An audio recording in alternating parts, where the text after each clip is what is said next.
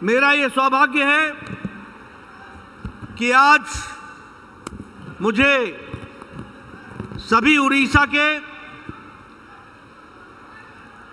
शक्ति केंद्र प्रमुख, प्रभारी और हमारे वरिष्ठ साथी यहाँ इतनी बड़ी संख्या में उपस्थित हैं और मीडिया के मेरे साथी, ये मेरा सौभाग्य है कि आज मुझे इस त्रिदेव सम्मेलन में आने का सौभाग्य मिला है और आप सब लोग इतनी बड़ी संख्या में आए हैं। सबसे पहले तो मैं आपका अभिनंदन करता हूं, स्वागत करता हूं।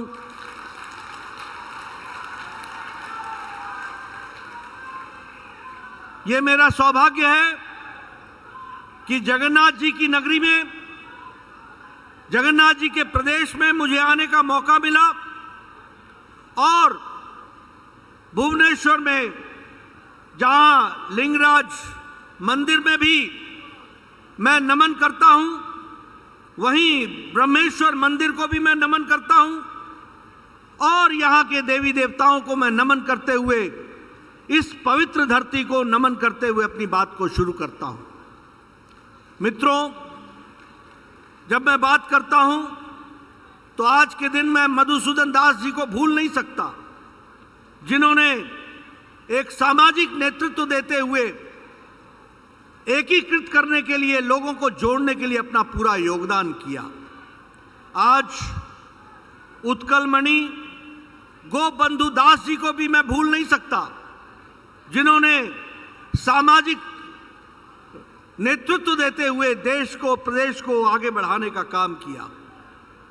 और बख्शी जगबंधु जी को भी मैं नमन करता हूं, जिन्होंने आजादी की लड़ाई ब्रिटिशर्स के खिलाफ सबसे पहले अगर किसी ने आवाज उठाई तो वो बख्शी जगबंधु ने उठाई। उनको भी मैं नमन करता हूं। मित्रों, मैं यहां जब सभी स्वतंत्रता सेनानियों को नमन करता हूं तो वहीं आप लोगों से इस बात को भी बताना चाहता हूं। मेरे से पूर्व हमारे अध्यक्ष समीर मोहंती जी ने और बहुत विस्तृत से धर्मेंद्र प्रधान जी ने आपके सामने बहुत सी बातें रखी हैं, लेकिन मैं एक बात आपके सामने रखना चाहता हूं कि आप सब लोग जो यहां उपस्थित हैं, फिर चाहे वो शक्ति केंद्र के प्रमुख हों, शक्ति केंद्र के प्रभारी हों, आप सब लोग बड़े सौभाग्यशाली हैं। मैं सौभाग्यशाली इसलिए कहता हूं क्योंकि आपको दुनिया की सबसे बड़ी पार्टी का सदस्य बनने का मौका मिला है, कार्यकर्ता बनने का मौका मिला। आज मित्रों, हम 18 करोड़ की पार्टी है। दुनिया में कोई पार्टी इतनी बड़ी नहीं है। और दूसरी बात कि हम एक वैचारिक राष्ट्रीय पार्टी हैं। आज दुख के साथ कहना पड़ता है कि भारत इतना बड़ा प्रजातंत्र, यहां राष्ट्रीय पार्टियां रह नहीं गई हैं, सब सिकुड़ गई। सारी राष्ट्रीय पार्टियां क्षेत्रीय पार्टियों के रूप में सिमटती चली गई हैं और कोई भी पार्टी वैचारिक पार्टी नहीं रह गई है। अगर राष्ट्रीय पार्टी है और वैचारिक पार्टी है और दुनिया की सबसे बड़ी पार्टी है तो वो भारतीय जनता पार्टी है। इस बात को याद रखना चाहिए। और मित्रों, हमारी पार्टी वैचारिक तारतम्यता एक साथ रख करके चलने वाली पार्टी है।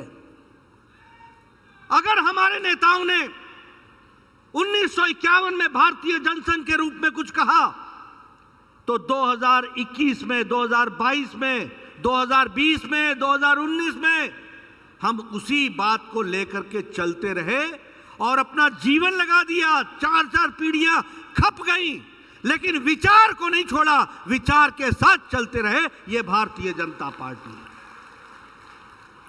अगर श्यामा प्रसाद मुखर्जी ने 1953 में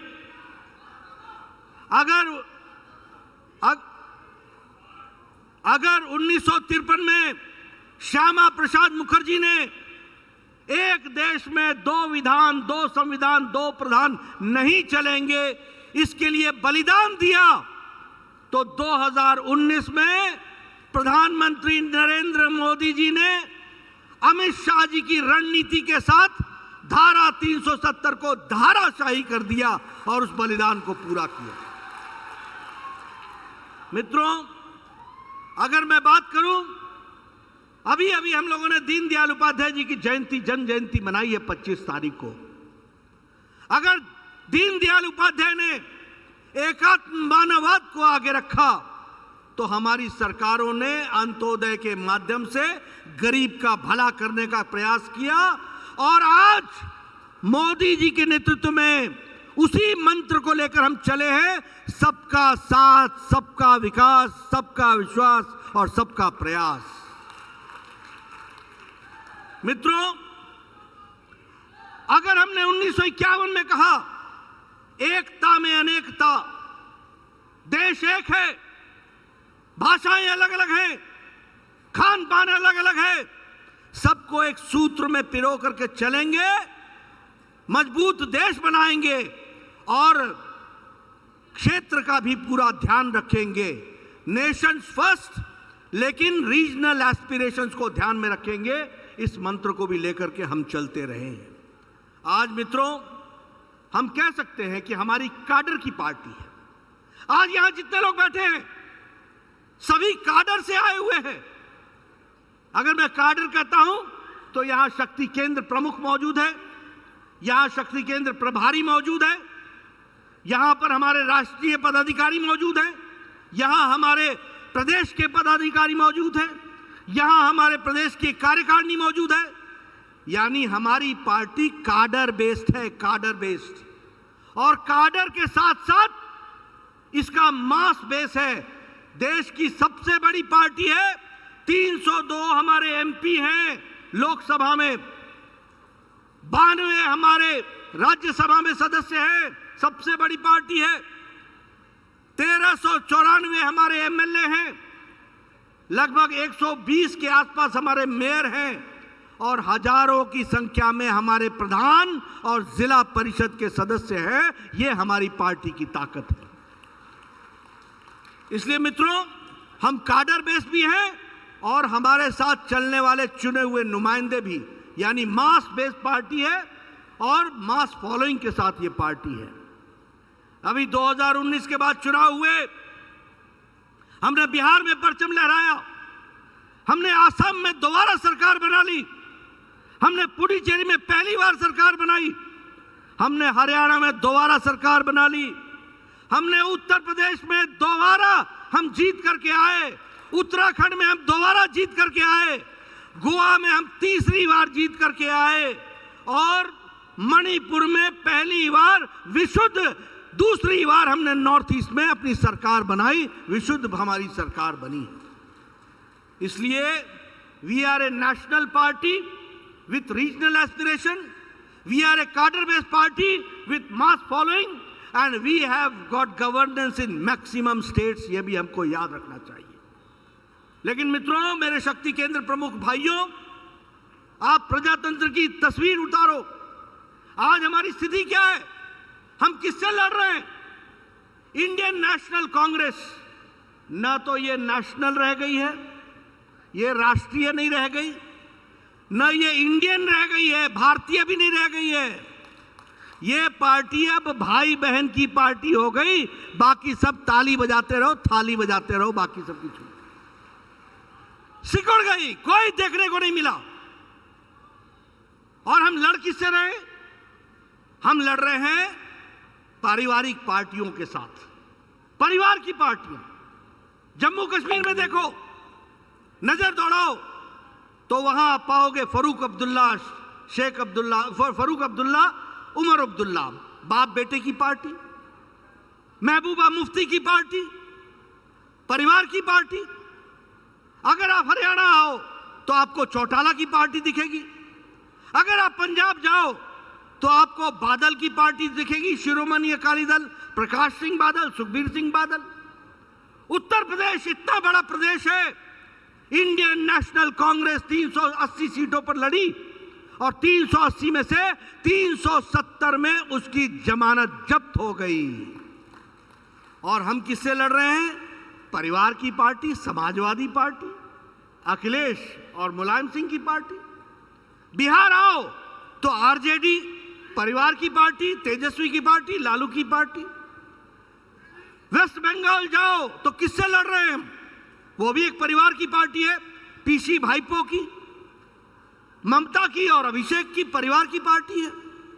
आप झारखंड आओ, शिबू सोरेन, हेमंत सोरेन, छोटा सोरेन, परिवार की पार्टी। आप यहां आओ उत्तराखंड में, उड़ीसा में, तो बीजू की पार्टी, एक व्यक्ति की पार्टी। आप नीचे चले जाओ, आंध्र प्रदेश, जगनमोहन की पार्टी, वाईएसआर की पार्टी, परिवार की पार्टी। आप तेलंगाना चले जाओ, किससे हम लड़ रहे हैं? चंद्रशेखर राव, केशव चंद्रशेखर राव, टीआरएस, खुद चीफ मिनिस्टर, बेटा मंत्री, दामाद मंत्री, बेटी एमपी की कैंडिडेट। अभी पोता आया नहीं तो वो भी होता। आप महाराष्ट्र चले जाओ, शिवसेना भी परिवार के नाम पर टूट करके अलग हुई है और अब वो अपने ढंग से खड़ी हो रही है। ये भी हमको ध्यान रखना चाहिए। इसलिए मित्रों, बाकी सभी पार्टियां परिवार की पार्टियां बन गई हैं। ये भारतीय जनता पार्टी अकेली है जो विचार पर खड़ी पार्टी है और आप लोग पूरे ताकत के साथ कह सकते हैं कि विचारों के साथ चलने वाली पार्टी है। मित्रों, हमारा राजनीतिक पक्ष भी है, हमारा सामाजिक पक्ष भी है। आप देखो, कोरोना आया, आप बताइए सारी पार्टियां लुप्त हो गई थी कोरोना में कि नहीं हो गई थी? हो गई थी कि नहीं हो गई थी? कोई पार्टी नहीं दिखती थी, कोई पार्टी नहीं दिखती थी। सभी क्वारंटाइन में चले गए, आइसोलेशन में चले गए, कोई दिखने को नहीं मिलता था। लेकिन भारतीय जनता पार्टी के लाखों कार्यकर्ताओं ने सेवा ही संगठन में अपनी जान की परवाह बगैर किए हुए लोगों की सेवा में जुटे। लगभग 50 करोड़ फूड पैकेट बांटे हमारे कार्यकर्ता ने, 50 करोड़। लगभग 75 करोड़ मास्क बांटे। हमारी महिला मोर्चा ने अपने हाथों से मास्क बना बना करके लोगों को बांटा। बहुत बड़ा काम किया। सेवा ही संगठन में बुजुर्गों को दवाई दी, भोजन की व्यवस्था की, लोगों को घरों तक छोड़ने की व्यवस्था की। आपके उड़ीसा के जितने भी लेबर थी, जितने लोग थे जो बाहर काम कर रहे थे, जो हमारे श्रमिक भाई थे, उनको वापस पहुंचाने का काम भी घर तक किया तो भारतीय जनता पार्टी के कार्यकर्ताओं ने किया। मित्रों, इसलिए हम ये कह सकते हैं, अभी वैक्सीनेशन हुआ, 217 करोड़ वैक्सीनेशन लगे हैं। आप सब लोग यहां बैठे हैं, किसी के भी मुंह पर मास्क नहीं है। क्यों? क्योंकि मोदी जी ने आपको 217 करोड़ वैक्सीन लगा करके 130 करोड़ जनता को डबल डोज और साथ में बूस्टर ये लगा करके सुरक्षा कवच दिया है। इस कारण से हम लोग यहां पर आराम से बैठे हैं। लेकिन मित्रों, मैं बधाई देना चाहता हूं भारतीय जनता पार्टी के कार्यकर्ताओं को, जिन्होंने वैक्सीनेशन में जनता को वैक्सीनेशन सेंटर तक पहुंचाने में अपना बहुत बड़ा योगदान किया। इसलिए उनको मैं बधाई भी देता हूं, उनको साधुवाद भी देता हूं। और मित्रों, अगर मैं मोदी जी की बात करूं तो दुनिया कोरोना से लड़ने में विफल हो गई, लेकिन मोदी जी ने कोरोना से ऐसी लड़ाई लड़ी कि 130 करोड़ की जनता को बचा लिया और सफलतापूर्वक लड़ाई लड़ी। यह भी हमको ध्यान में रखना चाहिए। अमेरिका, जर्मनी, फ्रांस, इटली, ये सारे देश हमसे ज्यादा स्वास्थ्य में सुरक्षित थे, लेकिन समय पर फैसला नहीं कर पाए, नहीं तय कर पाए कि लॉकडाउन लगाना कि नहीं लगाना। लेकिन मोदी जी ने, जब हम कोरोना से लड़ने के लिए तैयार नहीं थे, तो समय पर एक बहुत बड़ा डिसीजन लिया, लॉकडाउन लगाया, कहा जान है तो जहान है, और 2.5 महीने के अंदर देश को कोरोना से लड़ने के लिए तैयार किया। हम लोगों, मोदी जी ने जब लॉकडाउन लगाया था तो उस समय हमारे पास कोई आइसोलेशन सेंटर नहीं था, हम पीपीई किट नहीं बनाते थे, हमारे पास कोई आइसोलेशन बेड नहीं था, आईसीयू की व्यवस्था नहीं थी। लेकिन 2.5 महीने के अंदर प्रधानमंत्री मोदी जी ने इस देश को PPE kit, personal protection equipment kit बनाना ही नहीं, दुनिया को भी देने का काम किया। तो प्रधानमंत्री मोदी जी ने किया है 2.5 महीने के अंदर। आइसोलेशन बेड बनाए गए, ऐसे जर्मन हैंगर लगा करके डॉर्मेट्रीज बनाई गई, आईसीयू बेड्स लगाए गए और व्यवस्था की गई। इसलिए कोरोना के मैनेजमेंट में भी हम लोग अव्वल रहे। मित्रों, आपको फक्र होना चाहिए कि आप ऐसी पार्टी के सदस्य हैं जिनके नेता नरेंद्र मोदी हैं। मैं स्वास्थ्य मंत्री रहा हूं। इस देश में ट्यूबरक्लोसिस की दवा आने में 25 साल लग गए। इस देश में स्मॉल पॉक्स की दवा आने में 27 साल लग गए। इस देश में जापानी इंसेफ्लाइटिस की दवा आने में 100 साल लग गए, 100 साल। लेकिन 2020 की जनवरी में कोरोना का पहला केस आया था और 2000 अप्रैल में मोदी जी ने टास्क फोर्स बैठाया था, साइंटिस्ट को आह्वान किया था और 9 महीने के अंदर भारत ने एक नहीं 2 वैक्सीन बना करके तैयार की और दुनिया को दी। ये भी हमको ध्यान रखना चाहिए। और मित्रों, मुझे खुशी होती है आपको बताते हुए कि लगभग 100 देशों को हमने 25 करोड़ मेडिसिन अपनी वैक्सीन पहुंचाई है। 25 करोड़ ये वैक्सीन मैत्री के तहत, और 48 देशों को 2.5 करोड़ रुपए का मुफ्त में हम लोगों ने वैक्सीन दिया है, 2.5 करोड़ रुपए। मित्रों, ये भारत का बदलती तस्वीर है जो आपके सामने मैं रखना चाहता हूं। मित्रों, अगर मैं विकास की बात करूं तो मैं इतना जरूर कहना चाहूंगा कि विकास के दृष्टि से भी दुनिया में भारत ने बहुत बड़ी तरक्की की है। और उसके पहले मैं एक और बात बताना चाहूंगा कि देखिए, अभी यूक्रेन में झगड़ा हुआ, लड़ाई हो रही है। ये हमारे प्रधानमंत्री थे जिन्होंने पुतिन से बात की और इधर जेलेंस्की से बात की, लड़ाई को रुकवाया और 22,000 भारतीयों को 2 हफ्ता के अंदर वहां से सेफ निकाल करके घर पहुंचाने का काम किया। तो हमारे मोदी जी ने किया है। और लगभग 200 लोग उड़ीसा के भी बच्चे थे जिनको पहुंचाने का काम हमारे मोदी जी ने किया है। मित्रों, हमारी नीतियां वो गरीब, वंचित, पीड़ित, शोषित, दलित और महिला, युवा, इनको ताकत देने वाली नीतियां हैं। अगर मैं कहूं प्रधानमंत्री जन औषधि योजना, तो प्रधानमंत्री जन औषधि योजना के तहत हम लोगों ने 8,700 सेंटर खोले हैं और 354 केंद्र हमने उड़ीसा में खोले हैं। गरीबों को आज दिन तक 1,300 करोड़ रुपए की दवा में बचत हुई है, गरीब आदमी को बचत हुई है, ये हमको याद रखना चाहिए। अगर मैं बात करूं प्रधानमंत्री आवास योजना, तो प्रधानमंत्री आवास योजना में देश में हमने 3,70,00,000 घर बनाए, तो वहीं 20.5 लाख घर उड़ीसा में लोगों को पक्का मकान देने का काम किया, तो नरेंद्र मोदी जी की सरकार ने किया है। अगर मैं बिजली की बात करूं तो जहां 2.5 करोड़ घरों को बिजली दी गई, तो वहीं 24.5 लाख घरों को उड़ीसा में बिजली पहुंचाने का काम नरेंद्र मोदी जी की सरकार ने किया। यह हमको याद रखना चाहिए। अगर मैं बात करूं जल जीवन मिशन की, तो लगभग 7 करोड़ लोगों के घरों में पानी पहुंचाना है, तो वहीं 43 लाख लोग उड़ीसा के हैं जिनके घरों में हम पानी पहुंचा रहे हैं। यह महिलाओं का सशक्तिकरण हो रहा है। अगर मैं स्वच्छ भारत की बात करूं तो 11 करोड़ अगर हमने इज्जत घर बनाए हैं, तो 72 लाख घर उड़ीसा में बना करके मोदी जी ने महिलाओं का सम्मान किया है, उनको इज्जत घर दिया है, उनको खेतों में जाने से रोका है और उनको इज्जत के साथ घर में अपने दैनिक जीवन में ताकत देने का काम मोदी जी ने किया है। मित्रों, अगर मैं युवा की बात करूं तो जहां 1 करोड़ प्रधानमंत्री कौशल विकास योजना के तहत काम हुआ है, तो उसी में 4 8,40,000 लोगों को सर्टिफिकेट, युवाओं को उड़ीसा के बच्चे हैं जिनको मिला है।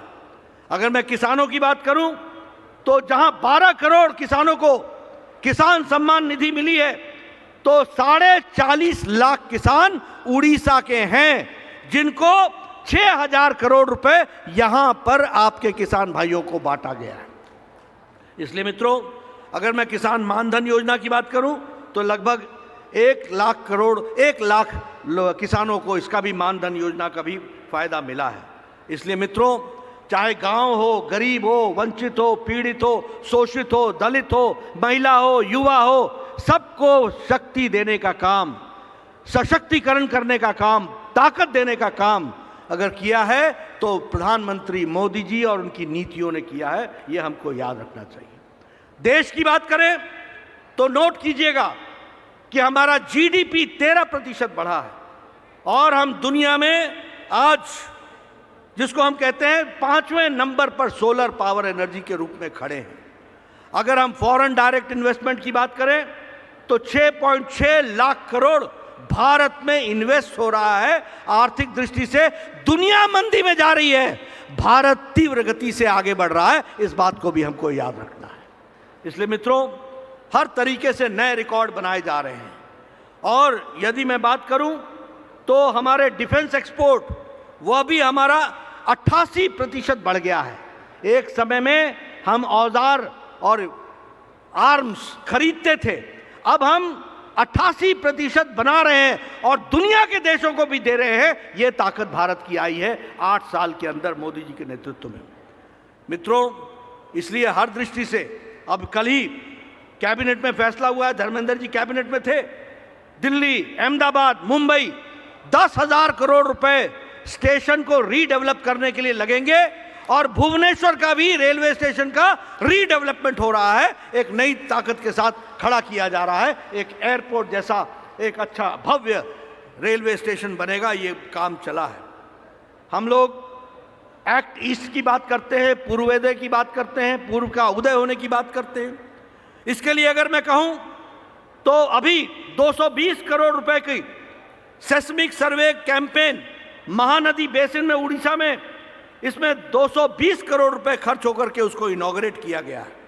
और कमर्शियल गैस का, ऑयल और गैस का महानदी बेसिन में जो काम है वो चल पड़ा है। उसी तरीके से इनॉग्रेशन एंड प्रोडक्शन एक्टिविटी, 2 नए आयरन ओर उड़ीसा में वह भी कमीशन हुए हैं और उस पर भी काम हुआ है। एक है जिलिंग लांगलोट और दूसरा है गुवाली आयरन ओर। मैं ठीक नाम ले रहा हूं धर्मेंद्र जी? तो ये दोनों जगह पर आयरन ओर का काम चल रहा है और 15 लाख टन आयरन ओर प्रति माह यहां से निकल रहा है।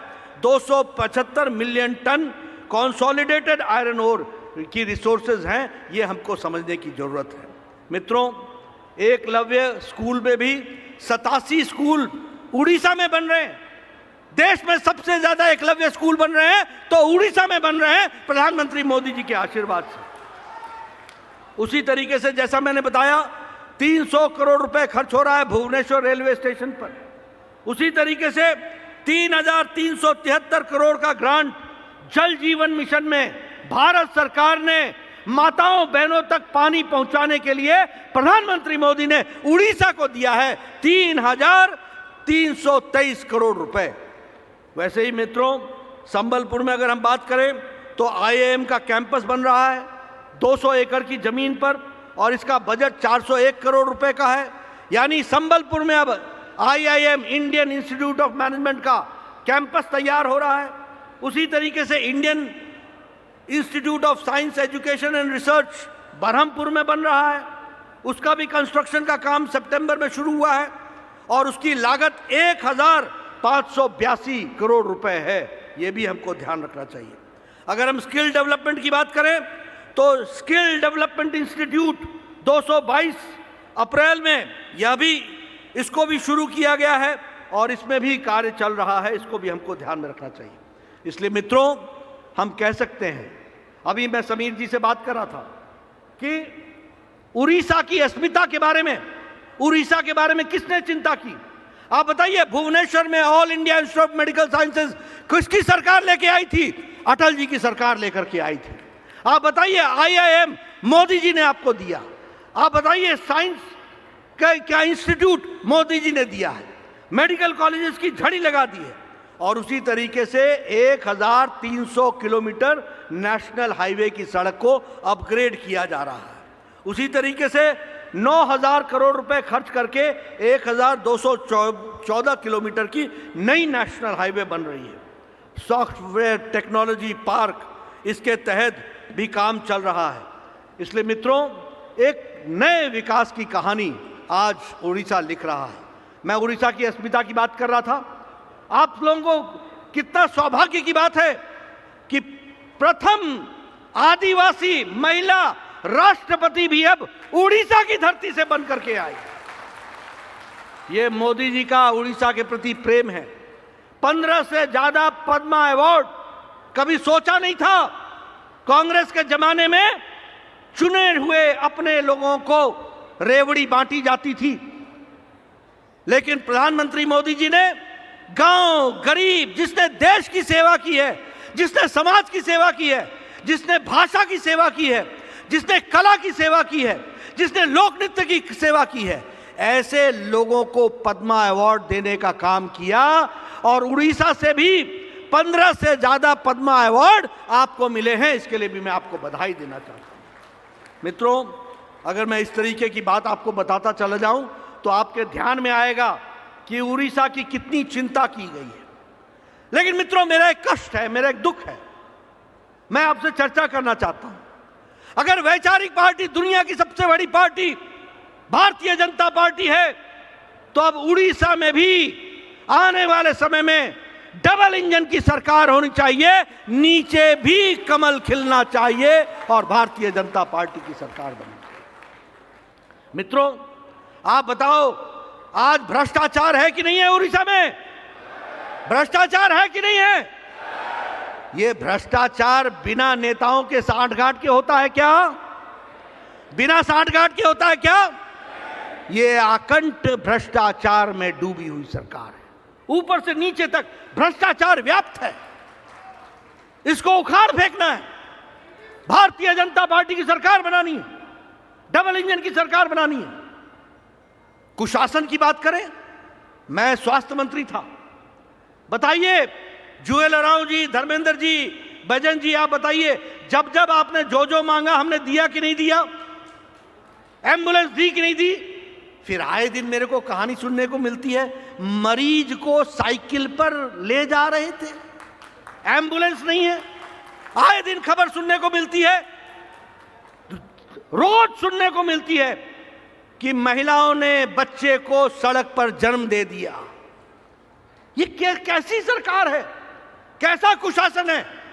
आए दिन हमको सुनने को मिलता है कि मरे हुए बेचारे, जिसके परिवार में चला गया, रोटी कमाने वाला चला गया, उसका बेटा उसकी बॉडी को साइकिल के कैरियर पर रख करके ले जा रहा है। ऐसा देखा गया है कि नहीं देखा गया है? देखा गया कि नहीं देखा गया? मित्रों, यह कुशासन का नतीजा है। और इसलिए और एक बात और है, यह सरकार खाली ठप्पा मारने वाली सरकार है। प्रधानमंत्री आवास योजना तो बीजू पक्का घर दे दो। प्रधानमंत्री आवास योजना, पक्का मकान, मोदी जी का सपना, और ठप्पा बीजू पक्का घर।